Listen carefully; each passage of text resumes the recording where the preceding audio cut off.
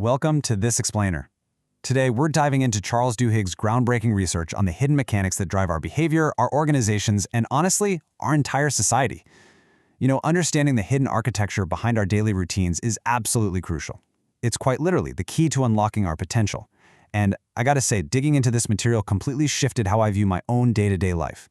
In this explainer, we're going to explore the fascinating neuroscience behind how a simple decision morphs into an automatic behavior, and far more importantly, how we can actually seize control of that entire process. So let me ask you something. What did you do first when you woke up this morning? Think about it for a second. Did you hop right into the shower, check your email, or maybe you grabbed a donut from the kitchen without even really thinking about it? Here's another one. Did you tie your left shoe or your right shoe first? Which exact route did you drive to work today? We constantly experience these moments as deliberate, conscious decisions, but as we're about to see, they are actually something entirely different. Way back in 1892, the great philosopher and psychologist William James really hit the nail on the head. He noted that all our life, so far as it has definite form, is but a mass of habits. And it's so true, isn't it? So much of what feels like careful, considered decision-making every single day is actually just automatic routine. Now sure, each individual habit might mean relatively little on its own, but over time, the meals we order, whether we save or spend, how we organize our thoughts, these routines compound and have an enormous impact on our health, our productivity, and our overall happiness. Okay, let's look at a real-life example to see exactly how these routines can completely reshape a life. Meet Lisa Allen. She's a 34-year-old woman who essentially became the focal point for this massive study by the National Institutes of Health. In fact, she was the scientists' absolute favorite study participant. For 3 whole years, researchers poked, prodded, and scanned her brain, all while exposing her to different temptations. They were trying to figure out exactly how habits function on a neurological level. See, back in her mid-20s, Lisa's reality was, well, it was pretty grim. She had started smoking and drinking at 16. She struggled heavily with obesity. She had collection agencies hounding her for over $10,000 in debt. And get this, her longest job lasted less than a year. But then, jump forward to her sitting in front of those NIH researchers. She was a vibrant, lean marathon runner. She was completely debt-free. She was working on her master's degree, and she owned her own home. She had literally completely remade her life. But how on earth did she pull off that kind of transformation?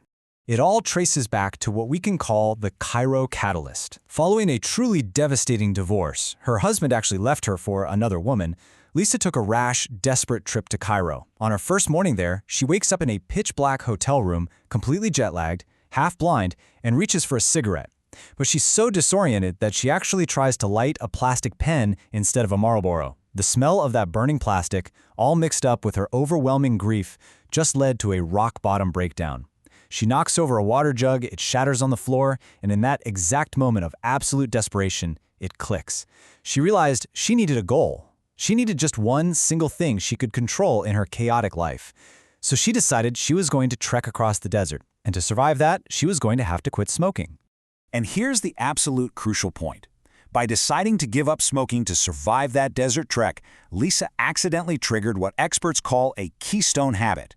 A keystone habit is basically a central pattern that, when you shift it, touches off this massive cascade of positive changes radiating out to every other part of your life. Over the next 6 months, simply by focusing on replacing smoking with jogging, she neurologically crowded out her old impulses. And doing that naturally reshaped how she ate, how she slept, how she saved her money, and how she worked.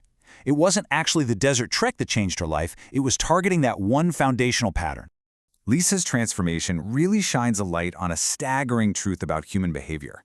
To put this into perspective, a 2006 Duke University study uncovered that over 40% of the actions we perform each day aren't actual decisions at all. No way! They are pure habit. Think about that for a second. Nearly half of your waking life is running completely on autopilot, driven by urges you barely even recognize.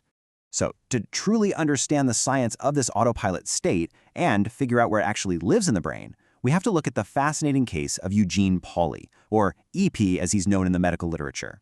Eugene was a 71-year-old man who tragically contracted viral encephalitis. The virus essentially chewed through delicate brain tissue and entirely destroyed his medial temporal lobe. That's the specific part of the brain responsible for memory and recall. Now, the damage to his conscious mind was catastrophic. Eugene literally had no memory of today. He couldn't remember his own age, what day of the week it was, or even the names of his doctors. At one point, his wife mentioned their son Michael, and Eugene just stared blankly and asked, "Who is that?" He could not retain new information for more than a few moments, yet, and this is where scientists were absolutely baffled, they discovered that his complex daily routines remained perfectly intact.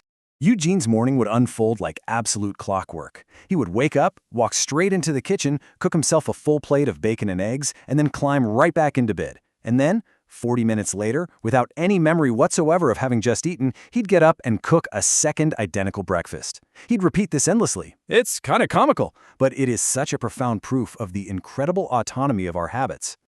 When researchers like Dr. Larry Squire finally put Eugene in an MRI machine, the mystery was solved. The brain scans revealed that even with his memory center completely gone, Eugene's habits were safely stored and firing away from an entirely different, primitive oval of tissue near the center of the head called the basal ganglia. This proved definitively that automatic behaviors and habits operate completely independent of conscious thought and memory. Basically, once a habit is formed, the rest of your brain stops fully participating in the decision-making process. But here's where it gets really crazy. The power of the basal ganglia isn't just limited to individual brain chemistry. This autopilot behavior actually scales all the way up to govern massive human societies. Take, for instance, a U.S. Army major stationed in Kufa, a small city in Iraq. He essentially conducted an impromptu habit modification program on an entire population. Let's see how he did it.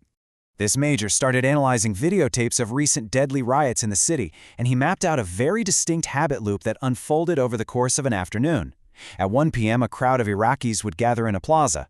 By 3 p.m., sensing a good business opportunity, food vendors would show up to feed everyone. Around 5 p.m., spectators would join the lively area. And then, at dusk, someone would inevitably throw a rock or a bottle, and utter violence would erupt.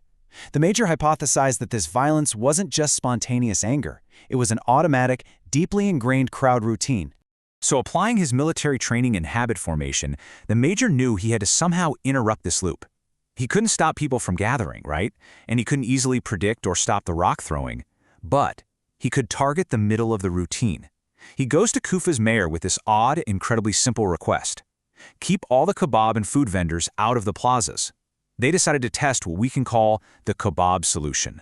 And wouldn't you know it, the pattern interrupt worked perfectly. A few weeks later, a huge crowd gathered at the Great Mosque. They're chanting slogans, the tension is rising. But when dusk arrived, the restless crowd looked around for their usual kebab sellers, and there were none to be found. The spectators simply got hungry and left. The chanters became dispirited. Without those food vendors fueling the middle of that habit loop, the whole routine collapsed. By 8 p.m., the crowd had completely, peacefully dispersed. And that brings us to the core premise of all this fascinating research.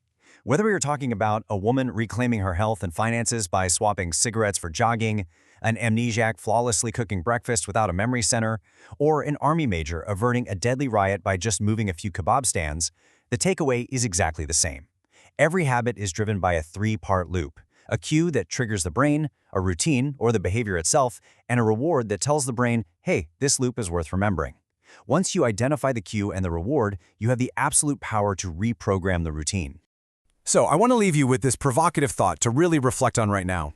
If over 40% of your day is entirely unthinking, if nearly half of your life is run by the basal ganglia while your conscious brain is practically asleep, what is the one keystone habit running on autopilot in your life right now? And which single habit will you choose to consciously step in and change tomorrow morning, knowing that doing so could literally rewrite your entire future? Thanks so much for joining me for this explainer, and I hope this empowers you to take a much closer look at your own daily routines.